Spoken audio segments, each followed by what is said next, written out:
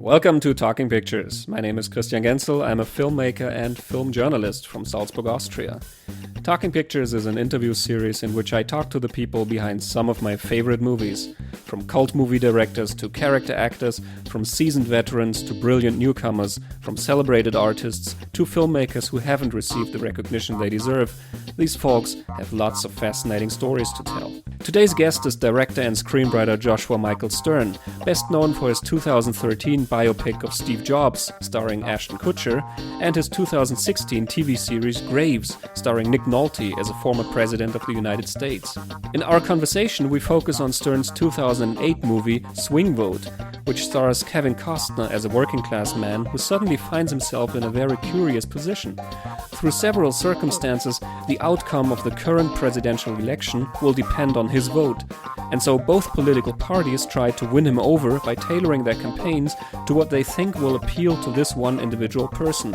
A satirical movie about the election process, Swing Vote emphasizes the importance of voting and engaging with politics, and so our discussion of the film quickly opened up to include many of the issues of the political reality of today's America.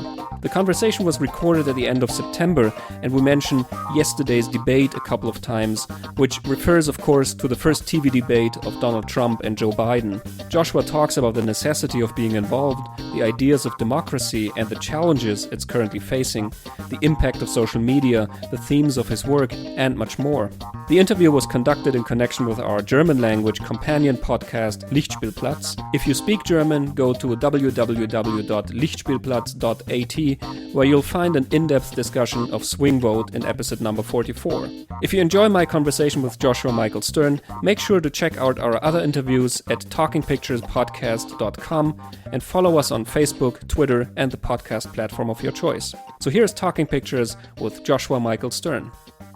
So yeah, Swing Vote. From what I've heard, the movie was very much inspired by the 2000 election, where it came down to a couple of hundred votes between George W. Bush and Al Gore in Florida. So can you tell me a little bit more about the genesis of the film? Yeah, boy, that feels like it's such a long time ago now, 2000. But yeah, my writing partner and I were woke up and couldn't imagine that the vote for the United States president came down to so few votes being counted by people in Florida and eventually decided by the courts. And it just became one of those inspirational moments where you sort of come to the conclusion that this is a great movie, or it's a great, at that time, a great movie. So we went about trying to figure out how can you distill that big idea down to its essence. And that's what I think so many movies do in the end, is you take the big idea and then how do you make it into its neatest package that you can sort of grasp onto, which brought us to what if the election came down to one person's vote, and how would the culture deal with that? How would both sides, all the political machines of the Republicans and the Democrats, come together to try to court this one man's vote? And what would they give up, and what would they sacrifice? What ideals would they well, we're dealing with that a lot right now, but what are the bedrock of their foundational ideals would they give up to get that vote to win power? So that's the genesis of the idea. That we wrote it together, Jason Richman and I, and basically, got Kevin Costner attached to it, and then Disney came aboard, and it was one of those, it's how you got a movie made. But that's the basis of how it came to us. Mm-hmm. Now, I find the casting of Kevin Costner very interesting because he's like the all-American actor. I have this biography of Kevin Costner that came out in Germany when he got famous, and it's called Kevin Costner, The Last American Hero. And he gets compared with people like Gary Cooper and James Stewart, and they're people who always represented ideals in their characters, and you could sort of count on the fact that they were doing the right thing. And of course, Kevin Costner has done a lot of movies about American history and American politics and everything. So was that something you were going for, to cast Costner with this kind of history? Yeah, I mean, I think on some level there was something interesting about the drift of his persona, and the character that he created in the zeitgeist, and it was interesting to flip that on its head, because a lot of the American heroes that you talked about, they're damaged, but they're usually damaged by outside forces. They were in a war, or there's some kind of major event that created their character flaw. In this movie, he drank too much and he was a terrible father, which was more of an internalized flaw, a flaw that we have less sympathy for generally. So for a character like that, for an actor like that, I think for him, he saw it as an opportunity to be this guy who wasn't the smartest guy, who wasn't the most responsible guy.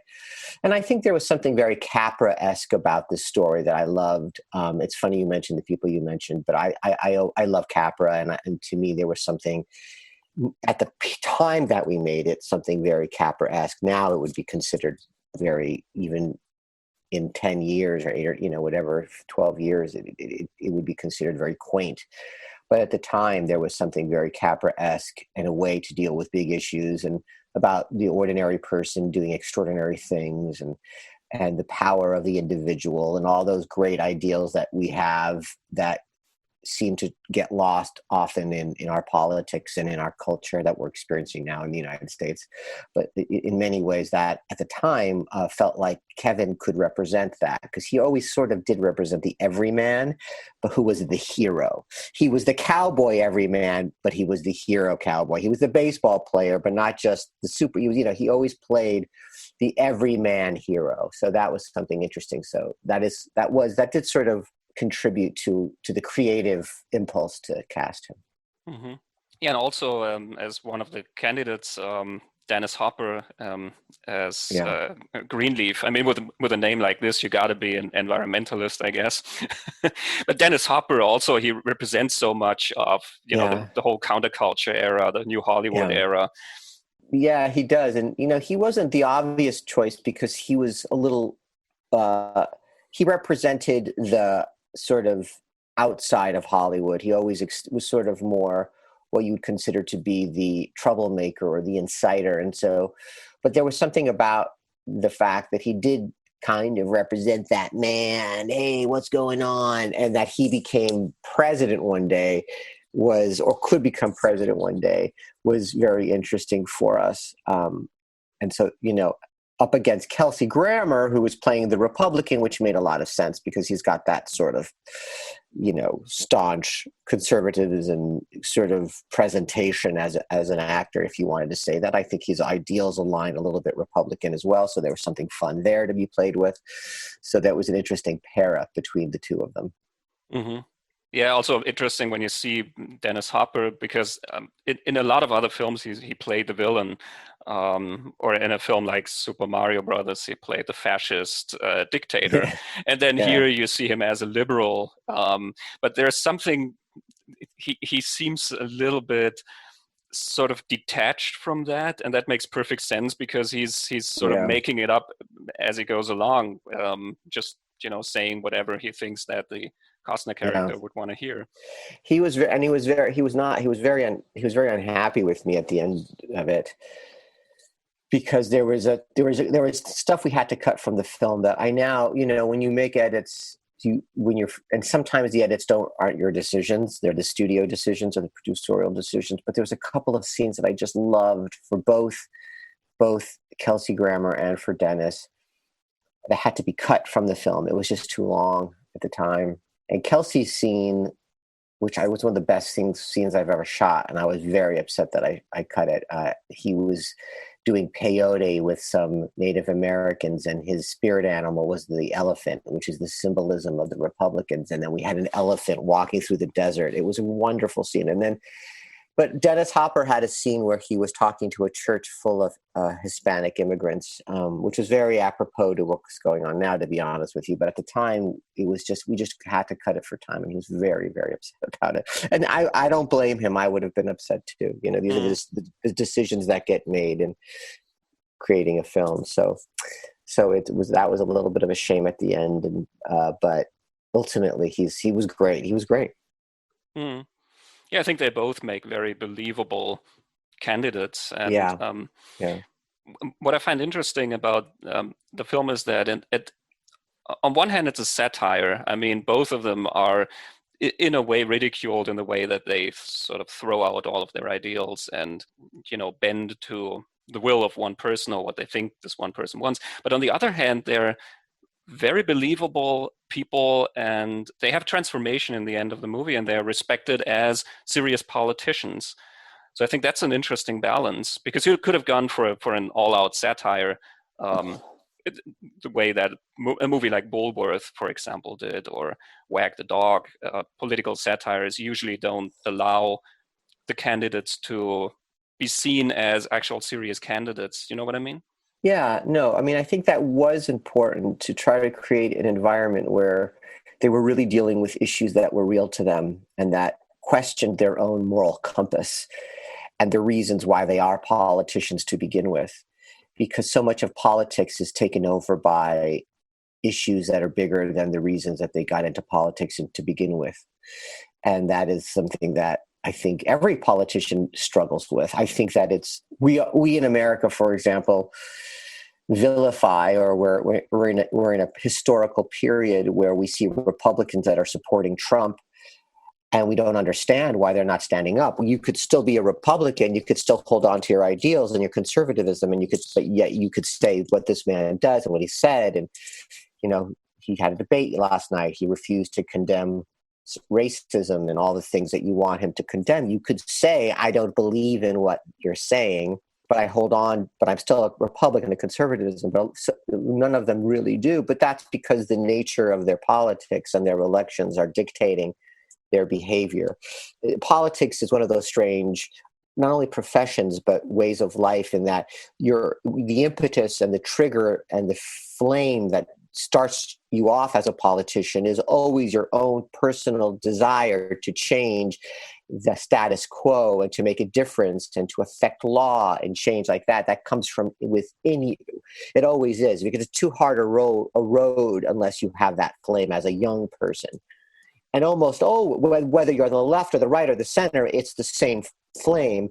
But almost immediately that flame starts to come. It's almost like the opposite. Then the wave, the water from the public and the expectation then hits you, and you become driven by those things. The thing about certain candidates, that whether you like them or you don't like them, whether they're Republican or the Democrat, whether you like Bernie Sanders in the United States or you don't like, you can say there's a line from when he was 18 years old to when he's 80 years old, the same line. And you can respect that. You can say, I don't like democratic socialism. You could say, I don't, but you have to respect that. And I feel the same way about Republicans, I mean, so, and in your country, in Europe is experiencing that as well on some level, that there's a sense that you want to believe that your politicians have a moral compass and they believe whether you want to vote them out or not, you don't want to believe that they are beholden to other interests.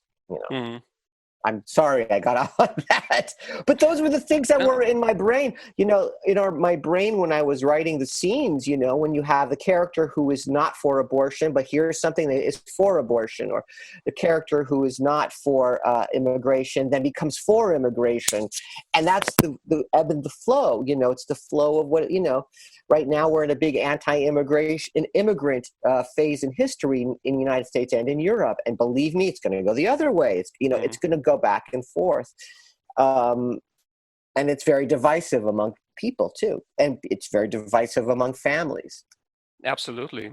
And I think what's interesting about swing vote, and what also makes it relevant, of course, today, I mean, swing vote is what you call it, bipartisan. Swing vote doesn't tell you, oh, this is the good side, this is the bad side. Right. And in the end, you don't even learn what his vote was.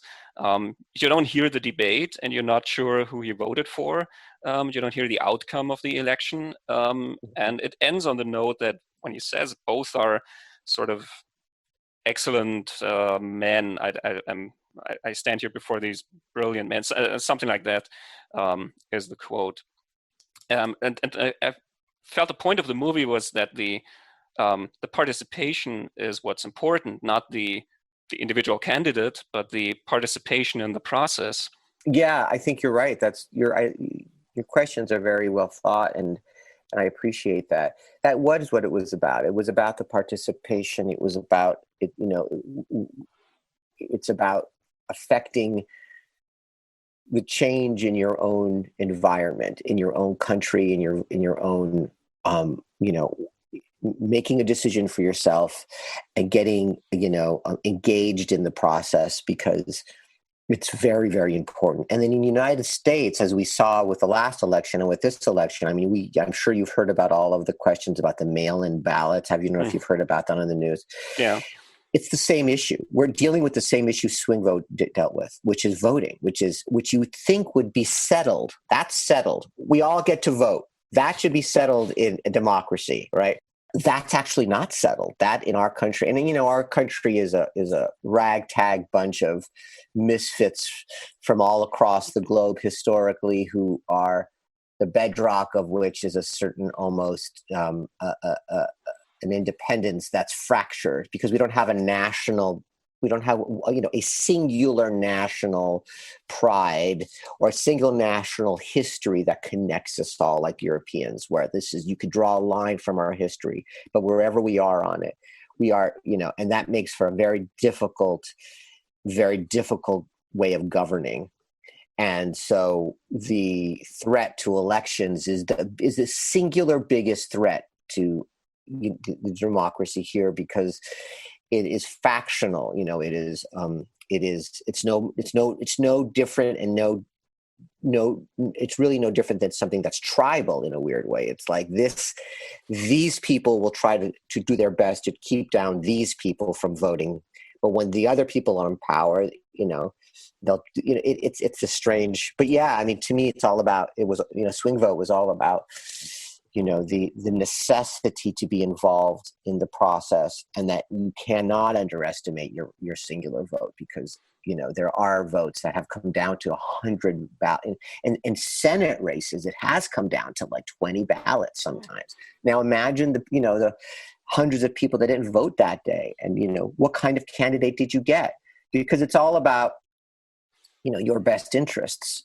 I don't want to go into, I can go on politics forever, but, one of the things that especially the Republicans were very effective of doing historically with the American elections was getting a whole swath of the electorate to vote against their best self-interest. That means that whether, you find the issues, whether they're the social issues or the nationalistic issues that are theoretical issues, that are not issues that affect the individual. The individual will be helped by healthcare and all the great things that a government can do for an individual. But you'll get that person to vote against those things that are good for them, because you get them all angry about this other issues that don't really affect their job or life, but that gets them all nationalistically upset. So they'll vote for the person that won't give them the things that help their family, but somehow it makes them feel a certain amount of pride against what they perceive as an enemy that was created to get their vote.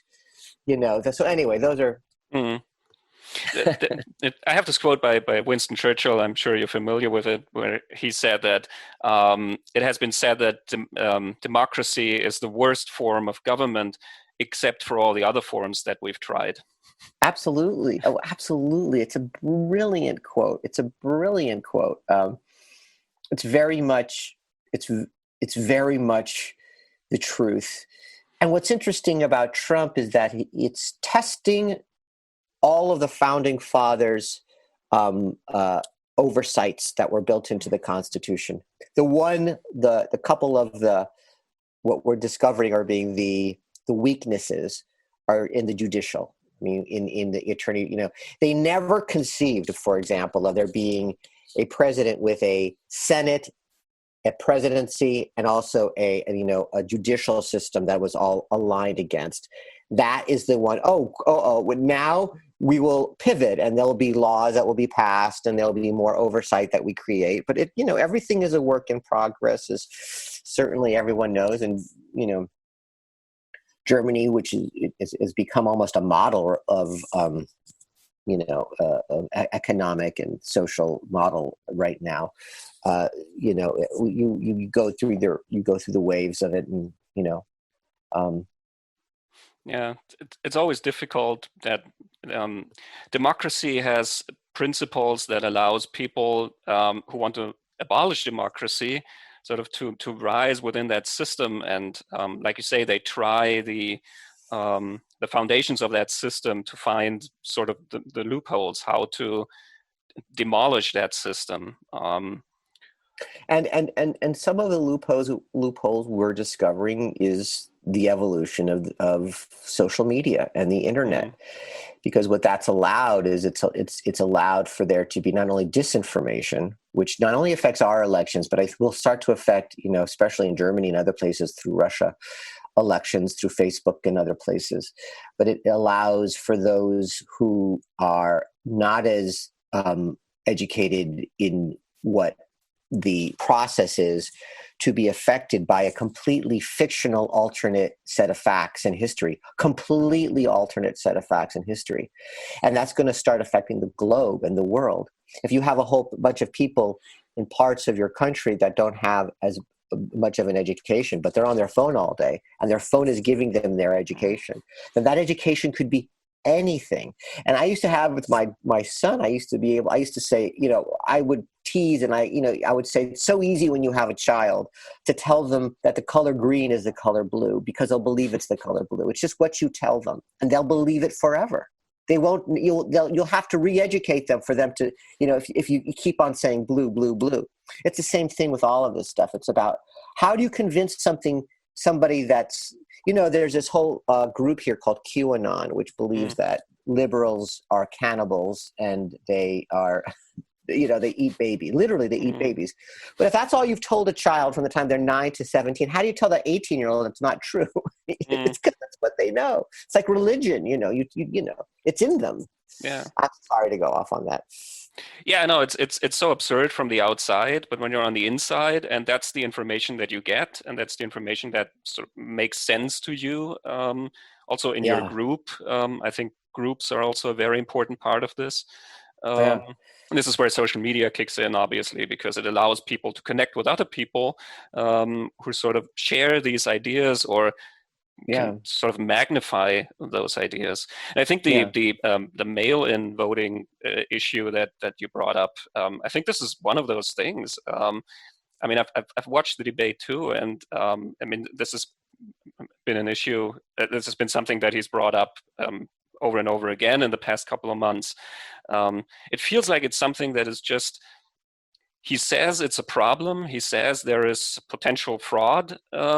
And that's how he creates this idea. It hasn't been a problem at all in all of the years that mail-in voting has been in existence. But you sort of start telling people that there is such a thing, and then you find enough people who believe in it. And then at one point it becomes sort of impossible to abandon that idea. No, it's true. And, and not to create historical parallels, but there are so many historical parallels. We are not immune to where other countries have been, including Germany and other countries historically, where you have had a leader who has infected the thought with ideas that with good people and people who are generally morally sound. They may be not doing as well economically. They may not be, they may be more apt to be swayed and to find a problem where there is no problem. But when you get that into the zeitgeist, once it takes hold, it's very, very, very hard to let go of. And then even people around the leader, who are the people who are more the rational people, they start getting fired and taken away. And then you surround that leader, like Trump is now, with people who are just from some of them are just buffoons. They're just, people who have no reason to run anything. And they're confused by the leader because they don't know what he's saying, but they don't want to question him until it gets too late, until things go too far. And then eventually it corrects itself. And this election for a lot of people is we can't let it get too far. I mean, we still have children in these cages on the border of Mexico. Being the separated from parents, and psychologists that are being brought in, thousands of them who are just destroyed human beings now. And these are all. We're not even talking about those things anymore because there's so many other issues. So yeah. Yeah, so this is where you already said that the idea of in swing vote is almost quaint these days. It's so totally when I crazy. watched the debate, I was thinking of the end of swing vote, where you have two very viable candidates in a way, and it's sort of this is how democracy works. And then you see a debate like the one that we've seen yesterday, where all of that gets thrown out of the window. So I was wondering if you made a movie like Swing Vote today, what would it look like? It would be angrier. It would be the character of Bud in Swing Vote was the character of the uninformed American on some level. It wasn't somebody who was ill-intentioned. He just didn't ever care about the process. He never really wanted to educate himself on who was doing what. I think if I were to do him today, I would have him be angrier, and I would have him be somebody who was finding scapegoats and reasons to be angry in our culture, and people to blame for his own anger and his own lot in life, his own position, his own lack of employment, because you're always looking for someone to blame. And the reality is that for most people who blame immigrants and so on, the jobs that the immigrants take, that before the immigrants arrived, that person would never have taken that job. Never. I mean, there's no job that's being taken that person wouldn't have gotten. That person didn't get the job on their own merits or lack of merits.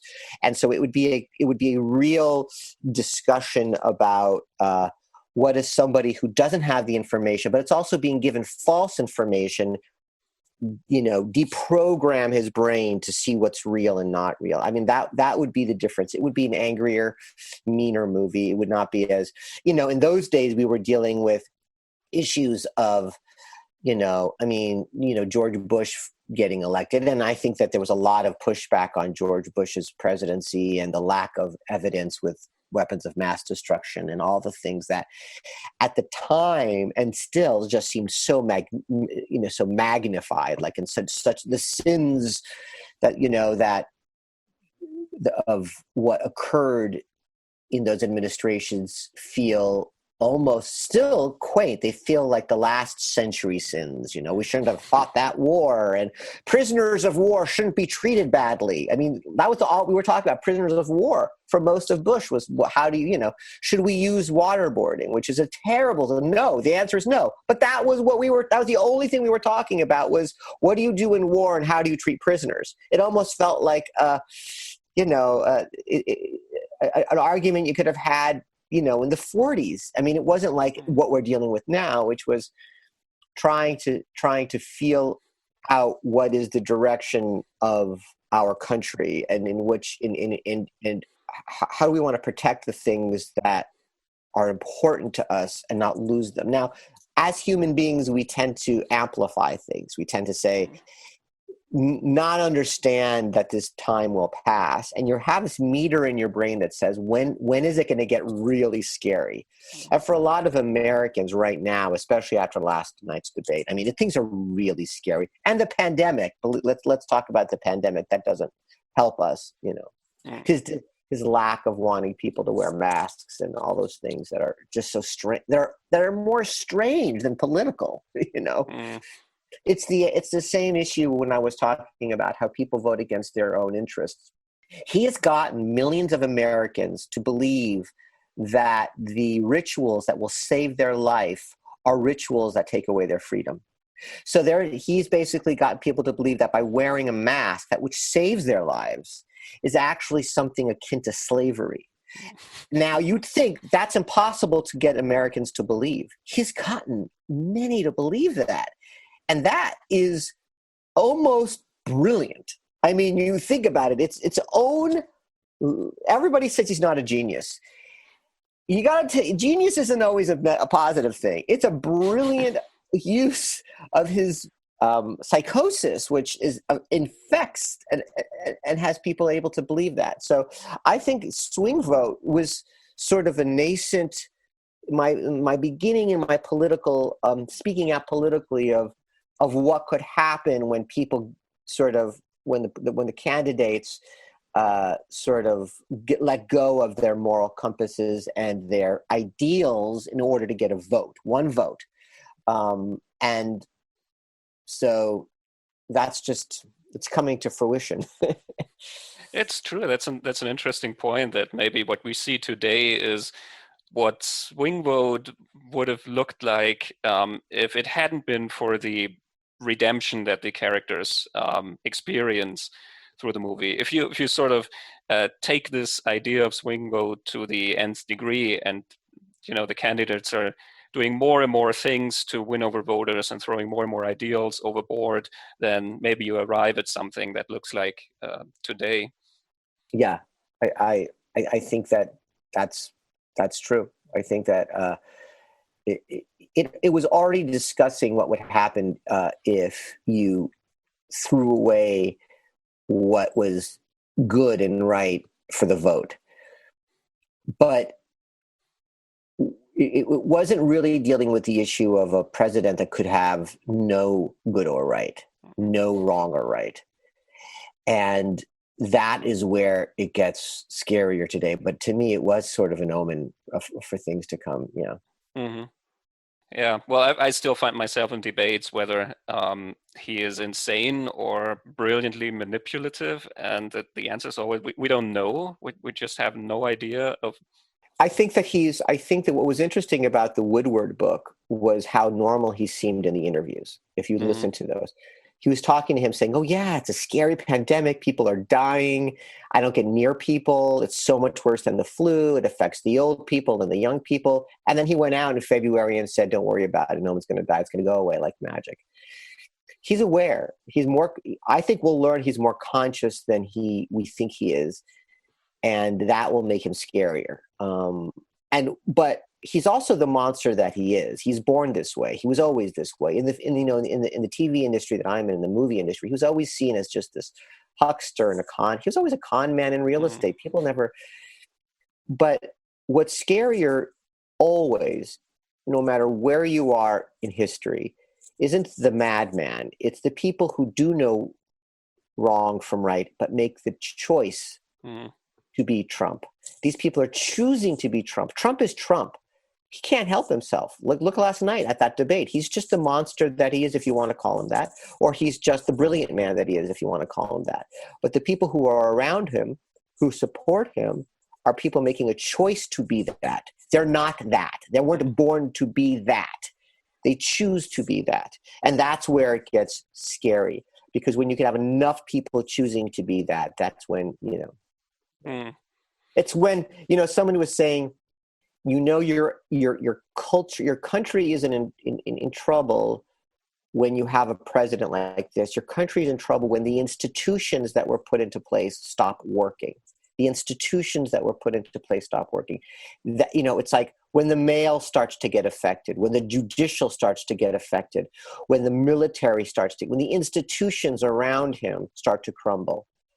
It's when everybody starts to get nervous. We have a very high tolerance as a culture, as human beings, for a eccentric madman president. We have very, very little tolerance for those infrastructures around us when they start to turn, because we start to get scared, because we start to realize you don't have the police, you don't have the military, that all of a sudden the laws that used to guide the way the police treat people have changed. The way that you thought that you'd get mail has changed. You thought it was safe to vote. It's not safe to vote anymore. These are institutions, and those are the things that scare people. Yeah, especially the chipping away part of it. It's not from one day to the other that everything has changed, but it's just a very, very slow process, and right. it's somehow everything seems so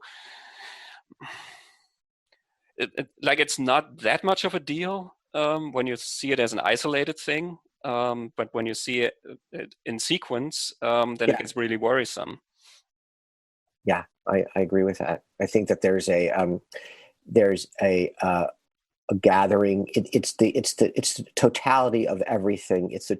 And here in America, when I often think that we're kind of in this bubble in America. We feel like we're immune to all of the distractions that affect other countries, but we're not. I mean, we are just as, if anything, more susceptible. And I think that when we see things happening, it shocks us. Other countries think, oh, you know, deal with this, but for us, it feels like a shock to the system to have to know that the government and the institutions that we love are threatened. Yeah. And it's also interesting that in America, I feel that it's much more of a discussion between the ideals of what the country could be or what it should be, and the actual reality of the country. And that's never the same thing, obviously. And these days, it's drifting apart very much. But it very much informs the discussion of, the ideals that we're sort of looking at. Yeah, I don't know if you feel this way in your country, but it's what people are struggling with right now is people in your own family who are believing things, or your friends, or people that are supporting issues and a president and policies that are so runs against what you feel are even within the bubble of morality, that you don't know if you can have a relationship anymore with them. I mean, these are issues, and in some ways it's good. In some ways, it just tells you what's out there. All information is good information. Knowledge is power. We now know this exists. We knew it existed. Historically, Americans have known it existed. Racism has been around, for example. We know it was there. Nothing was litigated and over with. It was just went underground. And now we realize, oh, it's back. It's like the oil that's now seeping through the soil. We now realize, oh, it's always there. Now we got to deal with it. Now we got to handle this again as a society, and we have to litigate it again. We have to actually litigate it again. We have to think about these issues, whether there's certain morality to it. And you think it goes away, but it doesn't go away. And that's because the instincts of tribalism don't go away. It's because it's the same old boogeymen, the same old scapegoats that and we just think we eradicate them. And in our country, it's racism, and it's a racism against the Black culture, for which, and in your country, obviously, there's this other scapegoat, and there's things and sometimes things happen and you just get so frustrated because you know what it looks like. And it's just like you can't get out from under it. You can't get, these videos of these poor Black citizens being treated and killed. And for a lot of Black people, they're like, what do you think's been going on? You're all getting upset right now because we have a meme we have a video of it. I mean, come on. So I think these are just it's the same old problems that we keep on having to deal with, but we have to deal with them because they are problems, and they're wrong. Now, one interesting aspect is, I think, the role of the media. There is a moment in Swing Vote where one of the characters says, "This is OJ big." So, I mean, it's such a huge thing that we're talking about. And I looked at some numbers, and the OJ, the low speed chase of OJ that had 95 million viewers, the verdict had 100 million viewers.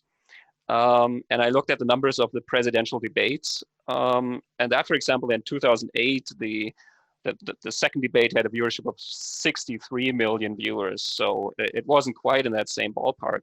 But yesterday's debate, from what I gather, had 100 million viewers. The one in 2016, the first one, Hillary against Donald Trump, Clinton against Donald Trump, that was 84 million, and yesterday apparently was 100 million. So we're actually in that ballpark now. This is OJ big. It's circus. It's a circus. It's OJ Big. It's you know, he's not, when you have a president who plays the role of a strong man. He's not a strong man. He's not a dictator, but he plays that role. I had a friend of mine who was from Venezuela, and he said that, the difference, you're in a particular culture. If you go to sleep thinking about your president and you wake up thinking about your president, then you're in a culture of a strong man. When the leader of your country is infecting your thought, democracy, the hallmark of democracy is that you shouldn't be thinking about that person. That person should be running the country. You should be thinking of them when they do policies. You should turn them on to the news. But, to use Obama, for example, I remember the last 4 years, we would never nothing. I mean, it was boring. I mean, but you lived your life. You'd go to other places in the country and they'd say, I wake up in the morning, I go to bed, and as I close my eyes, I go through this thought process and he's in my brain. I wake up the next morning. The first thing I look on the news is to see what has going on with Trump. It's extraordinary what it's done to the psyche of this country. And I actually think I think Trump has affected the international scene too. I think there's a fascination with us and him that never existed before. I think foreign leaders are just baffled by him as well. And I think they are, in a weird way, as under the spell of not understanding what to do with him as the Republicans in America. Like, he's done and said things that would in the past have had a European leader denounce and rail and create entire movements because of his anti-European and his pro-Russian, all of the things that are plaguing Europe, who are right next door to all the places that he talks about and that he is coddling up to these people, And yet you see these other leaders still treating him, like you said before, just kind of gently and whisper, whisper, whisper. You'll catch three of them at a summit, and they're kind of, and you can a little bit. He's a fucking asshole, But you can't. You never. But publicly, what can you do? Like, what do you do with a madman? But I love it because on some level, it's a discussion about what does a world do with a madman. And it's interesting to see how people react. It's just interesting. Mm. Yeah, it's true. And even here, I mean, not a day goes by when we don't see Donald Trump in the media. I mean, I watch the news, I read the news, and every day you have a new headline that says, well, he did this or he did that, and well, this is what we have to expect from the election, and so on and so forth. So it's sort of holding the whole world hostage in a way. Yeah. It is. It makes the world feel smaller. When you realize that we're all connected, but it doesn't feel, when you have something like this, when everyone is so focused on one thing, it makes us all feel like we're in the same small sphere. And, social media has done that as well. We are all looking at the same thing at the same time with fascination, with horror, with anticipation. I mean, it's got drama. We have a villain. We have an old moral stalwart of the Democratic Party fighting him, who's the best. We have just an interesting dynamic that's very dramatic right now. That's very it's a film. And all of us are stuck in our houses, not doing anything, so we're all watching it. Yeah, it's true. It's like a huge drama. I read a piece on the debate that was in one of the German newspapers that said that it's part stage play, part boxing match and part stage play. And the idea is that everybody just plays the role that they have been playing for the past couple of months. And especially Donald Trump, he plays the part of Donald Trump. He plays exactly the kind of guy that his supporters would want to see. Like he's a character in a way.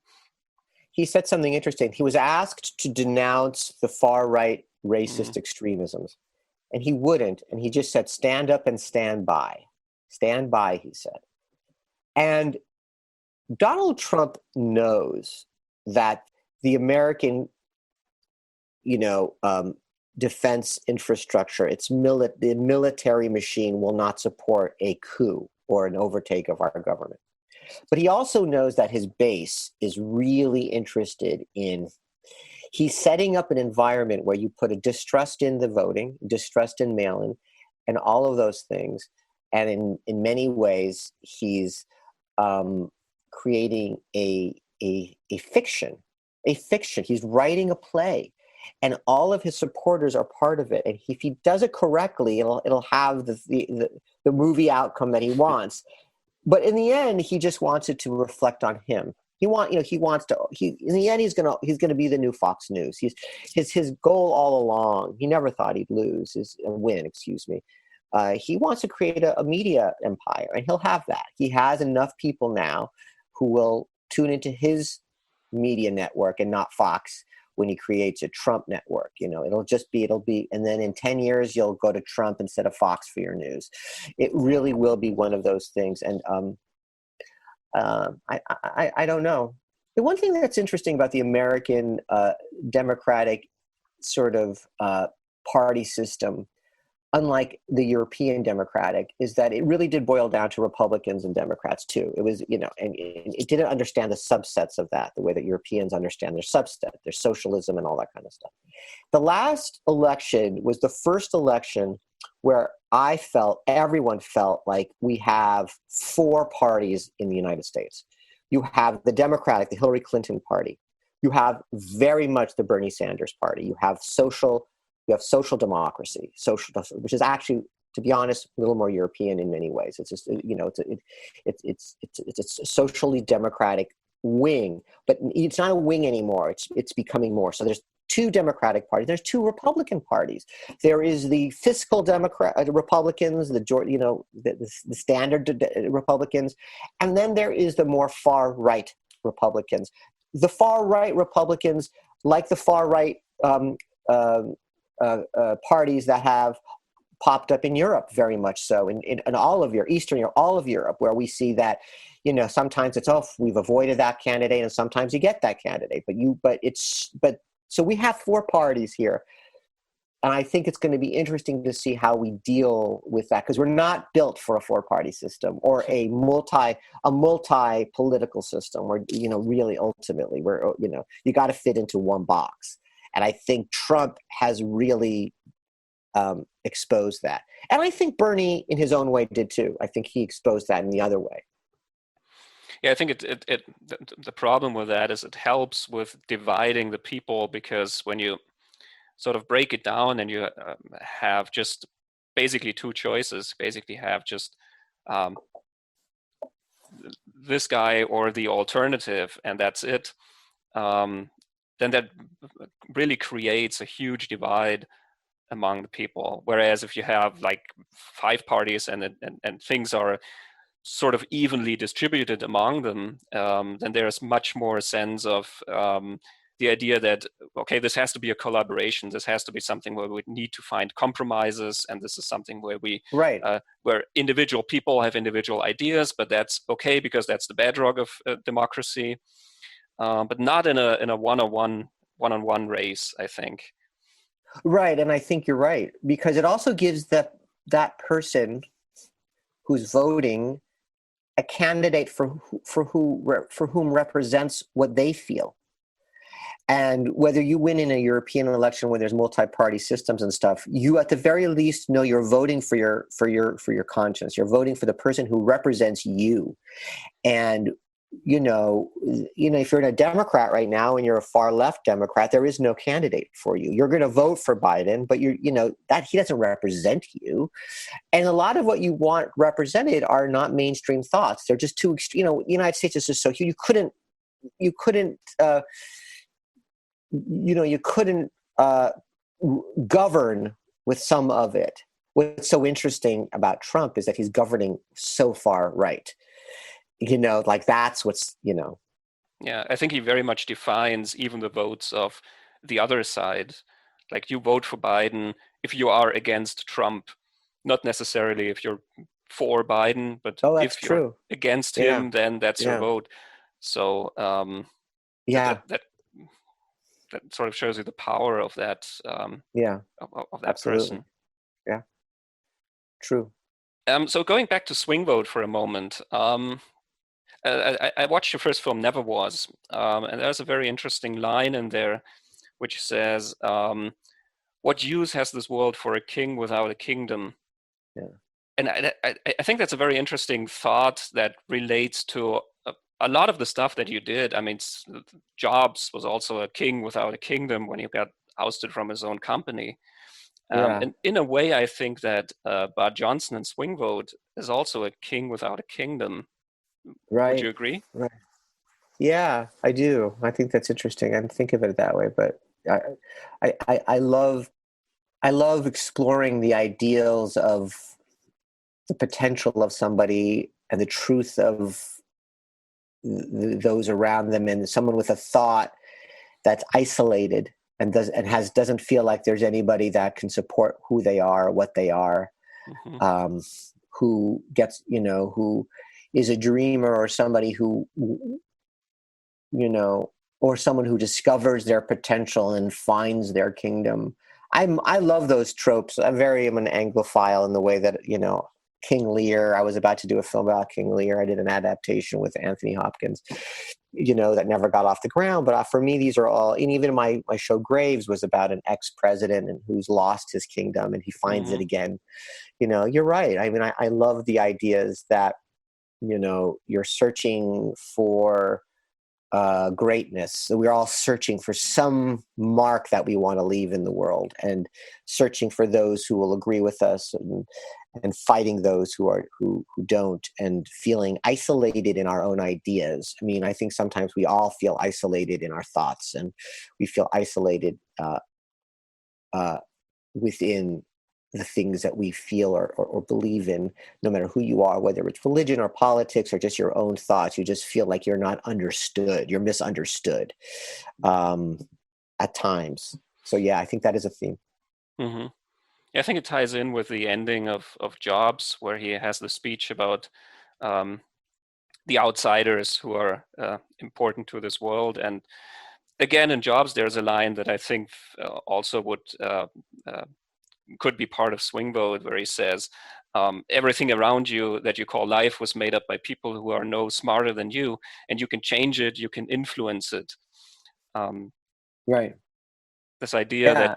that you have some sort of power, even as a single person. And it's true. I mean, that is true. Trump has amplified that too. The people who are running things aren't smarter than you or know better than you. They have just found a way, and their ego has driven them to a point where they can be affecting us. But some of the smartest of us are not necessarily the people who are making the policies. I mean, that is the truth. Um, and empowering yourself to do and say things and to be part of the process is important. And it's hard. It's hard for me. It's hard for any of us to really engage, because it's demoralizing and difficult and seems impossible. But in small ways, we do make differences. And I think that's one thing that social media has shown us. There's that it doesn't take much anymore to try to make a difference, to start a website, to start an Instagram, to start a Me Too, hashtag Me Too. I mean, one person writes 3 words and it's a movement. You could do that. I mean, that is, if it's important to you.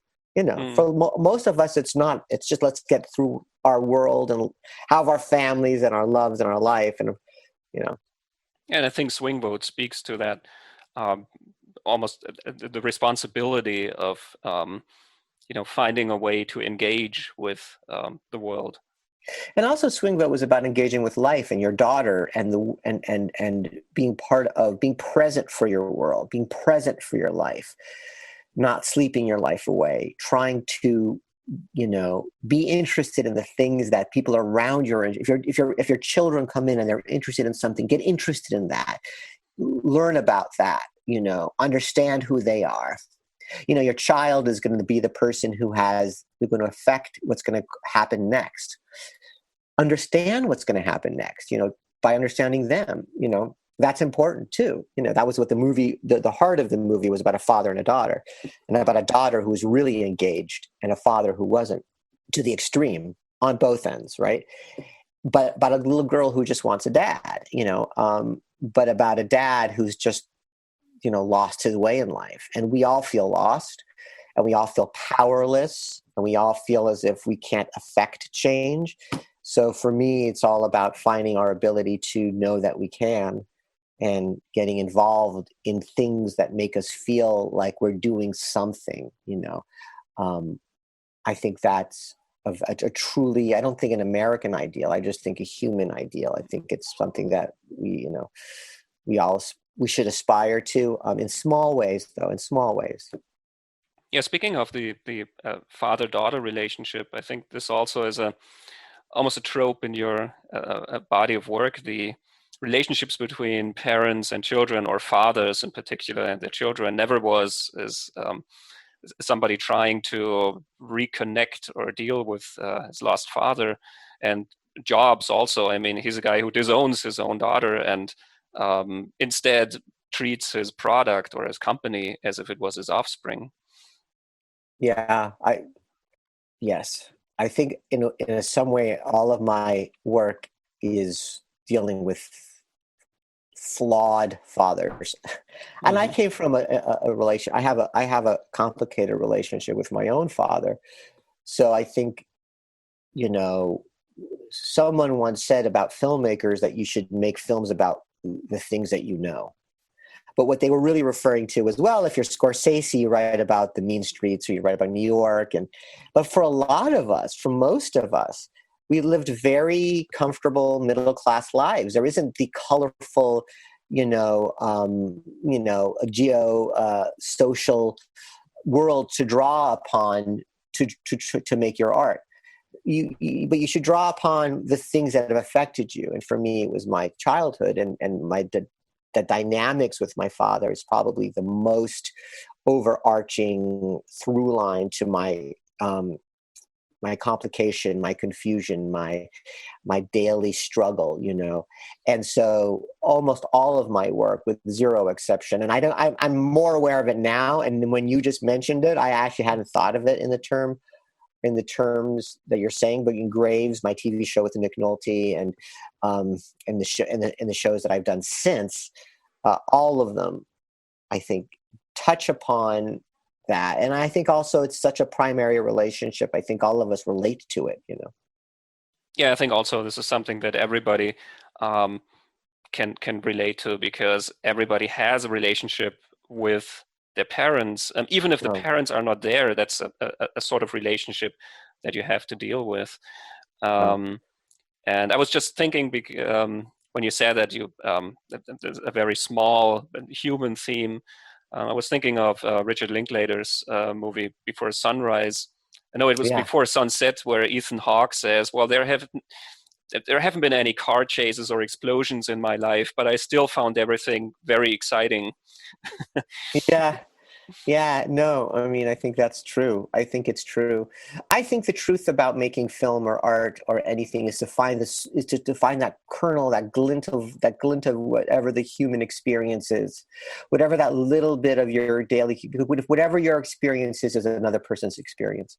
We are coming from a very small set of emotions from which we respond to, from anger to happiness to jealousy, all the things, depression. I mean, all the things that guide us are all the same 5 or 6 colors, and we're all just painting them in different ways, but they're the same. We're having the same experiences, the human experiences. We're conditioned differently, and we're affected differently, but we're still responding the same. And I think that's part of what we do as filmmakers or as writers, is we try to find always what is the inciting event, what is that thing that makes us go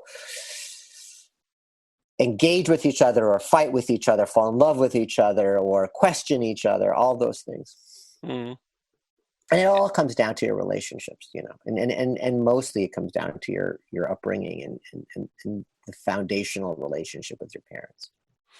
And that's always the thing that I'm mostly interested in films. I mean, I'm interested in all kinds of films and all kinds of plot points, but I think the relationships, that's always the backbone. I'm always interested in seeing relationships between people, friendship.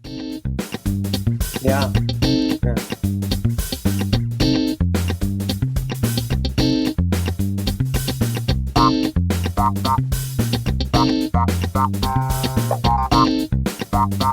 Yeah. Yeah.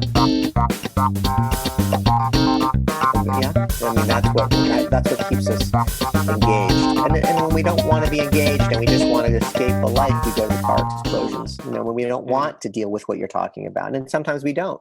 Sometimes we're in a pandemic and we don't want to see a sad movie, And I think that's what's so wonderful about film and the new media of streaming and all of the way that we get our entertainment now allows us to explore and have more of that. I don't know in the end how it'll be judged, sort of the shift from film to TV, or TV used to simply be the definition of the genre in which you wrote TV, which was a kind of script, a kind of movie, a kind of TV show.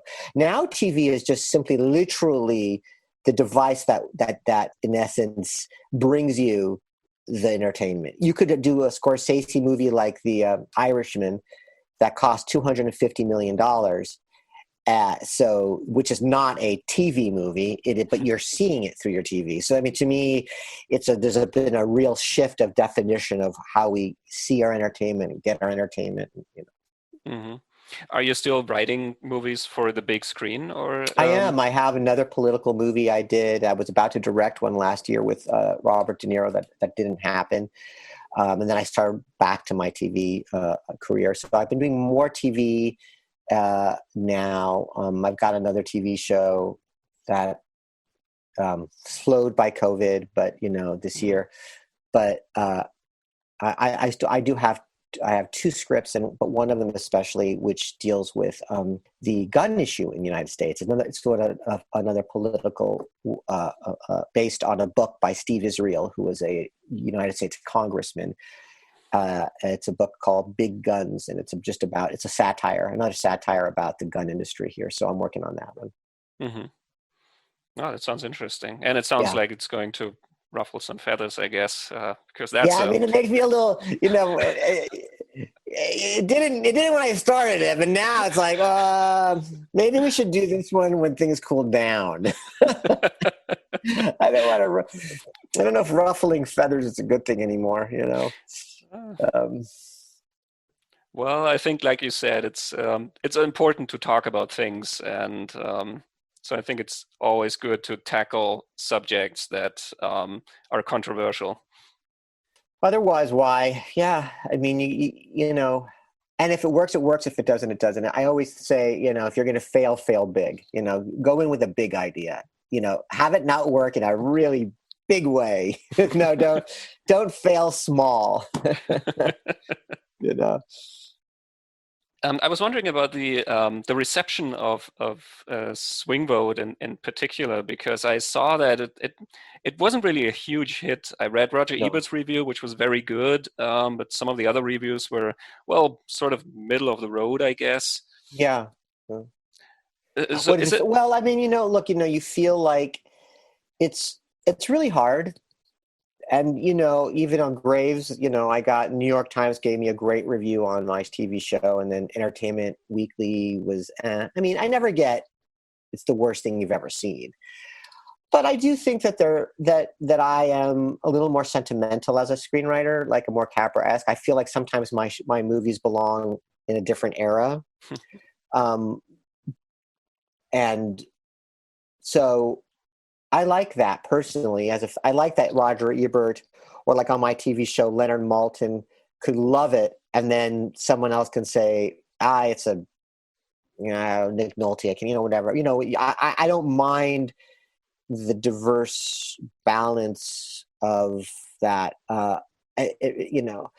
Because I'm always trying to, as an artist, you're always trying to do the best you can, and it's, the critics is hard. It's really hard. But critics in the film industry are notoriously very, very difficult. But then again, we're living in a world where if you Google the top 10 to 20 films in history, right? The best, they're all before 1979.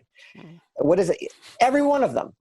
What does that say to you? That says to you, since 1979, there's not been one director who's been able to come up with a film that will crack that list. Now, it's like, so on some level, you're always in a world that's being judged. So I think that a lot of, newer filmmakers are finding different angles into the old ways of thinking.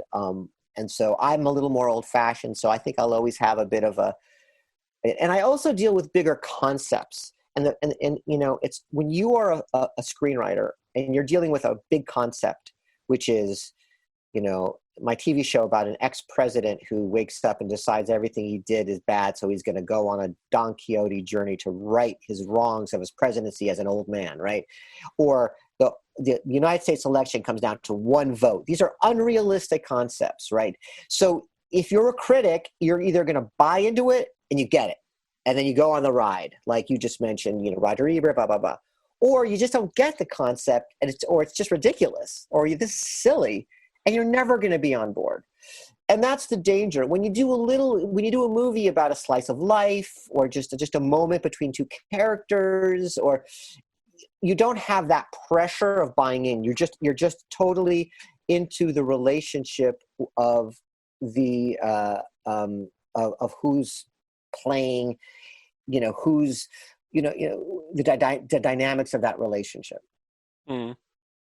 Yeah, it's true, and I know what you mean about the best movies. I remember a couple of years ago when it said, well, Citizen Kane is no longer the number one best movie of all time. Now it's Vertigo by Right, Vertigo.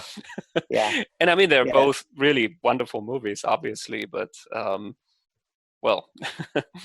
Yeah, no, I mean, by the way, when I made that comment, it was more of in line with the fact that, it's when you're making a film now in a modern context, it's harder to find that door into something that's original, and to something that is going to spark originality. But when you do, you're also opened up to criticism because. And that's why I said, if you're going to fail big. If you're going to make a movie about jobs, which is impossible, you might as well cast Ashton Kutcher, who's going to be interesting and weird, and and you're going to be open to, you're always open to criticism in whatever you do. And I like to bite off more than I can chew, as they say here, which is like, I like to take big concepts, and sometimes that's, I don't have the budget for it. I don't have the means to really do it, but I love the idea and I'm going to make it happen somehow, Yeah, and I think Jobs was really treated unfairly because I really like the movie. I really like Ashton Kutcher in it. I think he's doing a great job. Yeah. So I always thought that was very underrated. But I'll tell you something. I always feel good because it made more money it made total more money than the Aaron Sorkin version. So for me, I always was like, okay, we did better. It's an impossible story to tell, and I don't care who you are. It was more open to criticism because of the things that you just mentioned.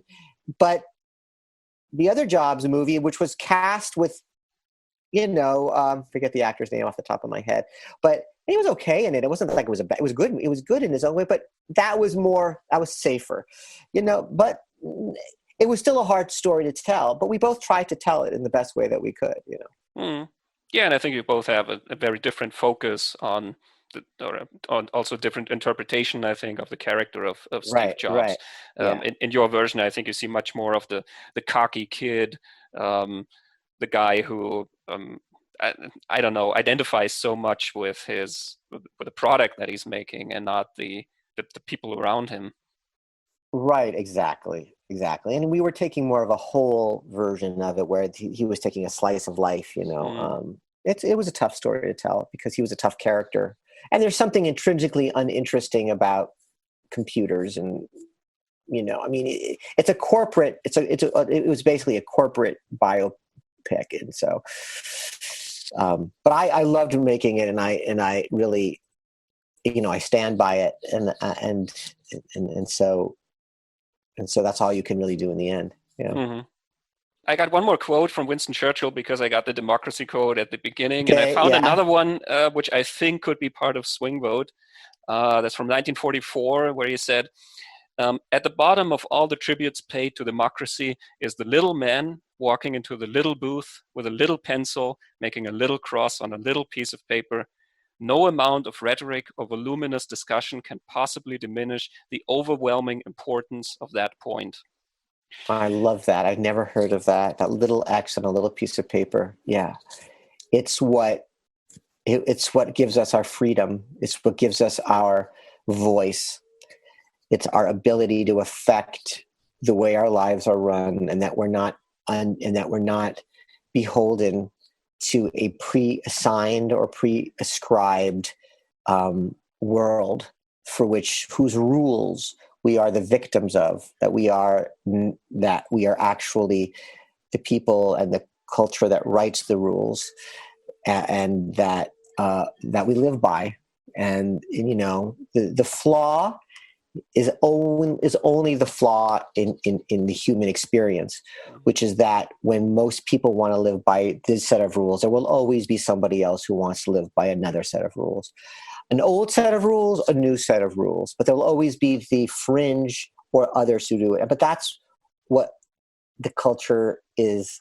These democracies are based on it, because those fringe people can someday say, I don't like those rules. So they can affect, and it works beautifully.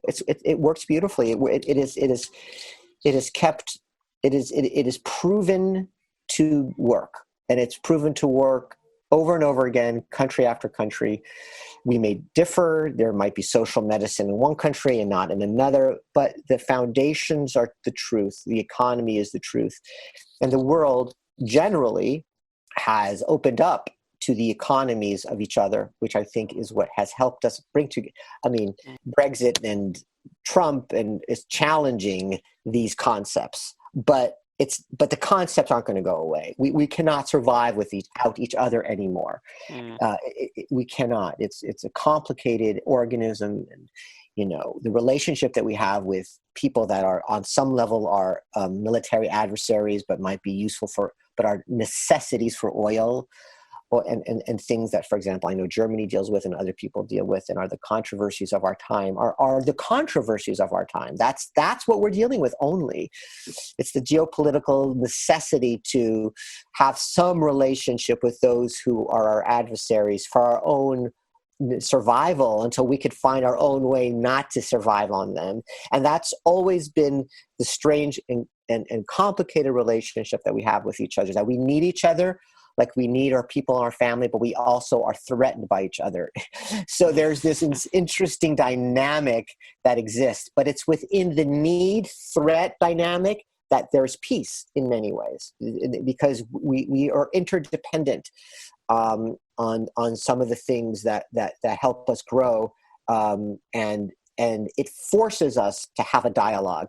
It forces us to say, I hate you and I hate what you do here, but God, I need you here. And those are the things that keep the world ticking in a good way, and hopefully it stays that way.